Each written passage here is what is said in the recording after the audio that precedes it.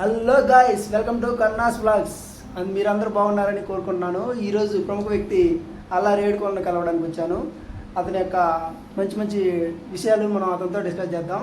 Hello ఏడుకొండలు, బాగున్నారా? బాగున్నా. Okay, మీ స్వగ్రామం ఏంటండి? మరి పల్నాడు జిల్లా మాచర్ల దగ్గర ఒక విలేజ్ అనమాట, గొట్టిపల్లి గ్రామం. ఓకే, అయితే ఇప్పుడు దీపావళి జరుగుతుంది కదా హైదరాబాద్లో. యా. సో ఇక్కడ క్రాకర్స్ అన్నీ బాగా సెలబ్రేట్ చేస్తారా? హైదరాబాద్లోనా? హైదరాబాద్కి మనం కొత్త, మనకు అంత తెలియదు. బట్ మీరు ఉంటారు కాబట్టి మీరు అంటే నేను ఇక్కడ చూసింది గమనించింది ఏంటంటే, ఇక్కడ జనాలు అందరూ బాగా మామిడి తోరణాలు, అన్ని లక్ష్మీదేవి బొమ్మలు, లక్ష్మీ పూజ అంతా బాగా చేస్తున్నారు ఇక్కడ. సో హైదరాబాద్లోనే ఇలా చేస్తారా? బెంగళూరు, ముంబై ఇలాంటి ప్లేసుల్లో కూడా బాగా చేస్తారా మీకు తెలిసిన ప్రకారం? నాకు తెలిసిన ప్రకారం అయితే మహారాష్ట్ర ఇక్కడ బాగా చేస్తారని విన్నాను. ఓకే, సో మహారాష్ట్ర ఎందుకంటే మార్వాడీస్ ఎక్కువ ఉంటారనా, లేకపోతే అక్కడ కొంచెం పీపుల్ కూడా హిందూస్ బాగా సాంప్రదాయం, శివాజీ పుట్టిన నేల కాబట్టి బాగా సెలబ్రేట్ చేస్తారనా అనుకుంటున్నాం. మరి అక్కడైతే బాగా చేస్తారు. ఓకే, ఏపీ తెలంగాణ కూడా బాగా చేస్తారు. ఎందుకంటే దీపావళి అనేది పెద్ద పండుగ కదా మనకి. అంటే ఇప్పుడు మన యూఎస్ ప్రకారం తాజాగా మన యూఎస్లో, అమెరికాలో కూడా దీపావళిని ఒక ఫెస్టివల్గా ట్రీట్ చేస్తున్నారు అక్కడ కూడా. ఎందుకంటే అక్కడ ఎక్కువ క్రిస్టియన్స్ ఉంటారు కదా, కానీ దీపావళిని కూడా వాళ్ళు ఒక నేషనల్ ఫెస్టివల్ లాగే వాళ్ళు కూడా ట్రీట్ చేస్తున్నారు ఈ మధ్య, అంతే కదా? క్రిస్టియన్స్ ఉన్నారని కాదు అక్కడ. ఓకే, అక్కడ మన తెలుగు వాళ్ళు కూడా చాలా మంది ఉన్నారు. ఓకే, పర్టికులర్ గా క్రిస్టియన్స్ అని తెలియదు కానీ హిందువులు అయి ఉంటారు మేబీ. ఓకే, సో మన తెలుగు వాళ్ళు ఘనంగా అందరు కలిసి మన దీపావళి పండుగని ఘనంగా చేస్తున్నారని అనుకుంటున్నా. బట్ మీరు చెప్పడం వలన చెప్పారు కదా. ఓకే, సో అది అంటే ఇక్కడ మన భారతదేశంలో ప్రతి పల్లెటూరు, ప్రతి స్టేటు, ప్రతి టౌన్లో కూడా దీపావళిని బాగానే సెలబ్రేట్ చేస్తారు. ఓకే, అంటే దీపావళి పర్వదినాన ఏమేమి, అంటే పొద్దున్న లేచిన కాంచి కార్యక్రమాలు ఎలాంటివి జరిగే ఉంది? అంటే ఎక్కడ బాగా చేసుకుంటారు, ఏ విధంగా చేసుకుంటారు? దీపావళి అనేది పెద్ద పండుగ. సో పెద్దలు, పిల్లలు, చిన్నలు అందరూ చేసుకోవాలి. అంటే నరకాసుడు చచ్చిపోయాడు కదా.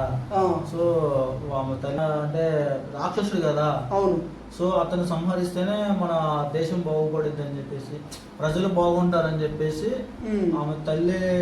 ఇప్పుడు దీపావళి అయిపోయిన తర్వాతనే కార్తీక మాసం స్టార్ట్ అయ్యింది అంటారు. అవును. అంటే దానికి దీపావళికి ఏమైనా సంబంధం ఉందంటారా మీ ప్రకారం? దీపావళికి కార్తీక మాసానికి? అవును.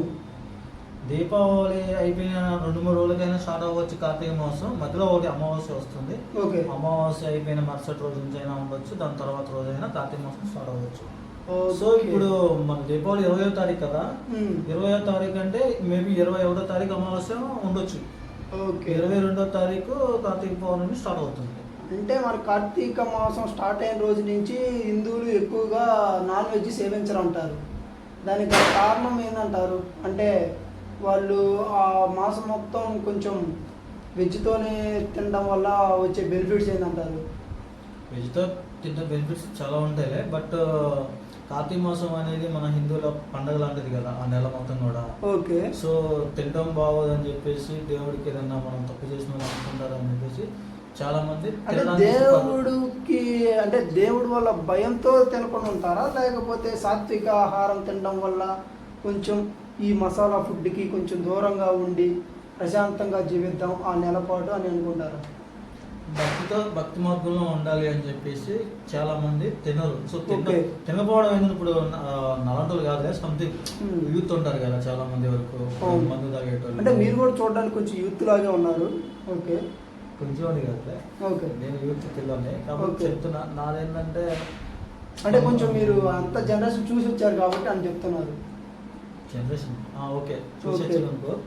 బట్ ఏంటంటే ఇప్పుడు తాగేవాళ్ళు, సిగరెట్ తాగేవాళ్ళు, మందు తాగేవాళ్ళు ఉంటారు కదా. ఓకే, సో అలా ఉండటం దేవుడి మీద భారం వేసి కూడా తాకుండా ఉన్నా కానీ కొద్దిగా అలవాటు మానుకోవాలి అనుకునేటోళ్ళు కూడా బాగుంటుంది అనమాట. ఓకే, ఈ నెల రోజులు తాకుండా అలవాటు చేసుకోగలిగితే, దేవుడితో భయంతో తాకుండా.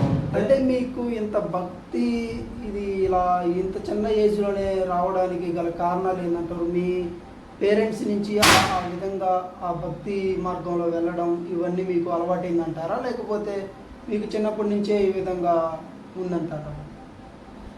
నాకు చిన్నప్పటి నుంచే అంటే మా అమ్మ దేవుని ఎక్కువ ఆరాధించేవాళ్ళు.